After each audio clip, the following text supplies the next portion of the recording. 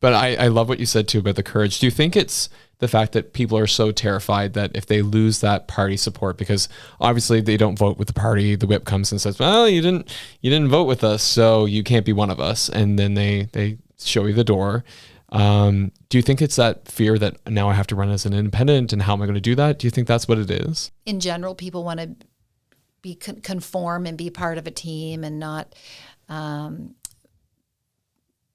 cause too much trouble. But again, who do you work for? Yeah. Who do you work for? And that's often what is forgotten. And, my message to any elected official, no matter what party you belong to, is always have the courage to remember who you work for and who are your bosses. And I remember the very first, when I was first elected in 2017, our mandate letters that were given to each and every one of us, at the end of it said, your number one goal, and as I'm reading it, I'm like anticipating that it's going to say is to work for the people. No, it said your number one goal is to get reelected. Wow. I know. I was so disappointed. I was so disappointed in the leadership at that time, because in my opinion, if you do your job, you will get reelected. You don't need to worry about that, because the people will know if you work for them or not. Mm-hmm. Mm-hmm. So, yes. Hate to say it, but I will bring it back up, because I think it was such a special time in our history as Nova Scotians, if I'm being honest. How we came through the pandemic and all the things that happened and what led to you leaving the PC party was just, we go back to the conversation of why people don't speak up. It's because they see what they did to her, and they're like, I don't want to deal with that. Yeah. You were disparaged in the media unfairly. There was media coverage that refused to be released because it just painted you in a positive light. Right.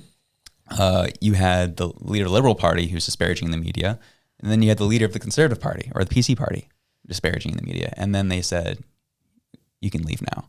Yeah. And then that hard, long walk up as an independent, now you're back to where, we're coming up eventually at the end of an election cycle here, and that time will come for you to, have to go back to another election. But I just remember how your constituents reacted to that situation. Mm-hmm. I can only imagine how hard it was on you, how hard it was on your family, how hard it was on you to go through all that. But then to see the people show up and be like, no, you spoke up for us when no one else would.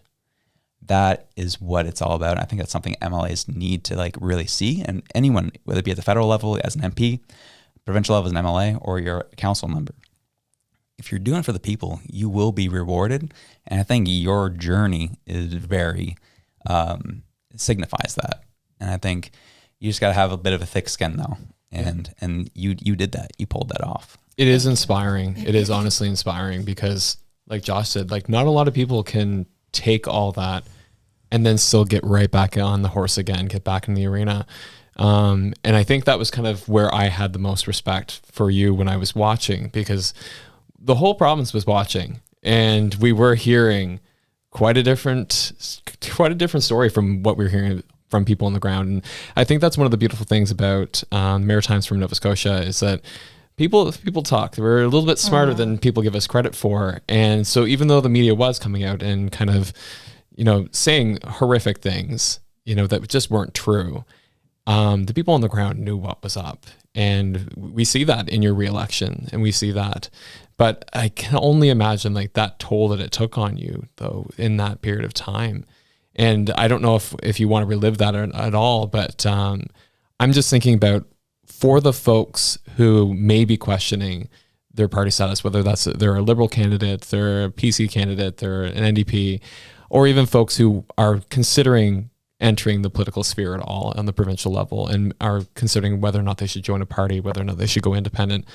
What would be your wisdom to either folks looking to join or folks who are currently embroiled in this and are thinking about going it out on their own?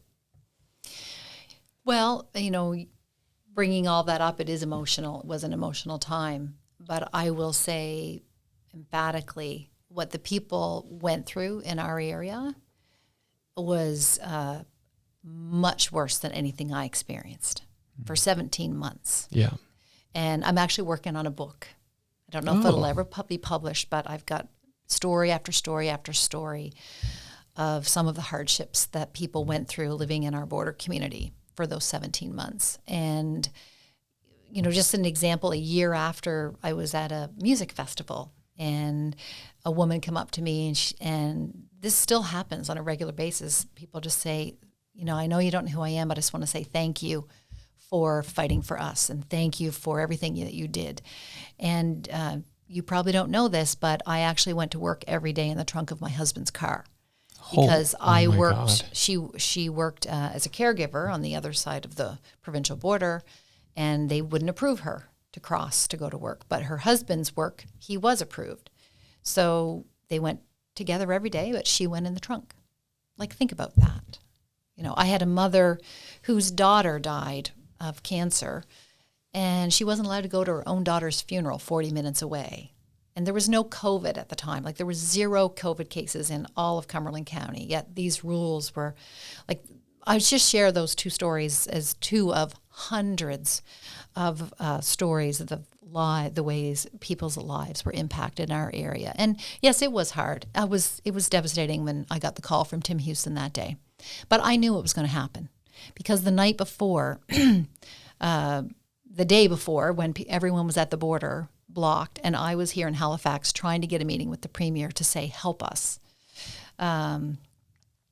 We had a caucus meeting, a conference call, and I was asked to make it clear that I didn't support the blockade at the border. I was asked to make it clear that I was not an anti-vaxxer, that I supported vaccinations. I was asked to do these things, and I said, absolutely, I will do that. And then as soon as the meeting was over, I went to the caucus office to do this and was given a document to sign that said I was responsible for the border blockade and taking full legal responsibility. And I said, no, I refused to sign that. And I said, that is not what I agreed to. That is not what I agreed to. And the whole evening and most of the night, I was in conversations with the president of the party and others trying to find a way through this where where I could do what my colleagues asked me to do, which was to say I didn't support the blockade of the Nova Scotia-New Brunswick border. Why would I support that blockade? I fought for 17 months to have the borders open, right? And yes, the day before, I joined people in a protest at Exit 7, 43 kilometers from the border. I was never at the border. And the media all knew that. They were in both locations both days, but they never reported the second day, right? They only showed pictures the first day. So anyways, when I was asked to sign this document, that was not the truth. And when I refused, I knew that the consequence was probably going to be that I was removed. And that is the next day I got a call. And I was devastated. They were my teammates, despite the conflict, despite everything we had been through for the last 4 years. I did consider them my team. And, when you go through a lot together, you do form strong bonds and strong relationships. And the reality is none of them stood up to the Premier, right, to say, no, this is wrong. Yeah. So it was a difficult time, but hands down, what I went through was nothing compared to what the people that I represented went through for 17 months. That was electric, wasn't it? Well, we enjoyed it. Hope you did too. If you did, you can check this video out here to the top right corner right near my window. Get over. There it is right there. And if you liked that, you can also check this one right here. We love you. Have a good one. Peace out.